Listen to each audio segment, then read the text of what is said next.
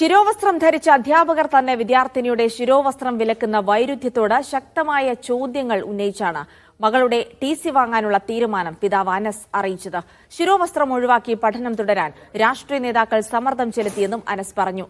ഇതര മതചിഹ്നങ്ങൾ മുസ്ലിം school management വിലക്കിയാൽ എന്താകും സ്ഥിതിയെന്ന് സംസ്ഥാന നേതാവ് അബ്ദുസമദ് പൂക്കോട്ടൂർ ചോദിച്ചു.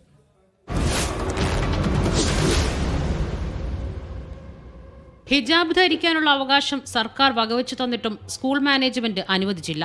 മകൾ ഷാൾ ധരിച്ചു വരുന്നത് മറ്റു കുട്ടികളിൽ ഭയമുണ്ടാക്കുമെന്ന് സമാന വേഷം ധരിച്ച കന്യാസ്ത്രീകൾ പറഞ്ഞത് മകളെ തളർത്തിയെന്നും അനസ് പറഞ്ഞു. പിന്നെ ഇന്ന് പ്രിൻസിപ്പലിന്റെ ഒരു പ്രസ്താവന ഉണ്ടായിരുന്നു, ഞാൻ കേട്ടത് മതേതരത്വ സ്വഭാവത്തിന്റെ രീതിയിലുള്ള ഒരു വസ്ത്രധാരണമാണ്, വസ്ത്രധാരണത്തിനാണ് ഞാൻ തീരുമാനമെടുത്തിരിക്കുന്നതെന്ന് പറഞ്ഞത്.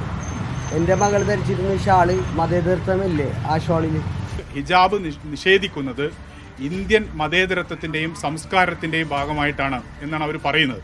അങ്ങനെ വരുമ്പോൾ നമ്മുടെ മതേതര സങ്കല്പങ്ങളിൽ നിന്ന് പുറത്താണോ ഈ കുട്ടിയുടെ വിശ്വാസവും അവരുടെ സംസ്കാരവും എന്ന ചോദ്യം ബാക്കിയാവുന്നുണ്ട് എന്നാണ് എനിക്ക് തോന്നുന്നത്. ഈ ഒരു പ്രശ്നം അവിടെ വിശേഷിച്ചും കേരളത്തിൽ ലത്തീൻ ക്രിസ്ത്യൻ സമൂഹവും മുസ്ലിം സമൂഹവും തമ്മിലുള്ള ഒരു സംഘർഷമാക്കി വളർത്താനുള്ള വളരെ ബോധപൂർവമായ ചില ശ്രമങ്ങൾ നടക്കുന്നു എന്ന് മനസ്സിലാക്കുന്നു.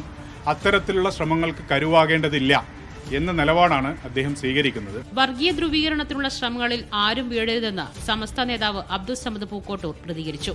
കേരളത്തിൽ വരാൻ പോകുന്ന ഒരു തെരഞ്ഞെടുപ്പിന്റെ പശ്ചാത്തലത്തിൽ വർഗീയ ധ്രുവീകരണമുണ്ടാക്കി ഒരു ഇലക്ഷനിലുള്ള ഒരു പോളറൈസേഷൻ ആരെങ്കിലും ആഗ്രഹിച്ചുകൊണ്ട് നടത്തുന്നതാണെങ്കിൽ അതിലാരും വീണുപോകരുത്. മീഡിയ 1 കൊച്ചി.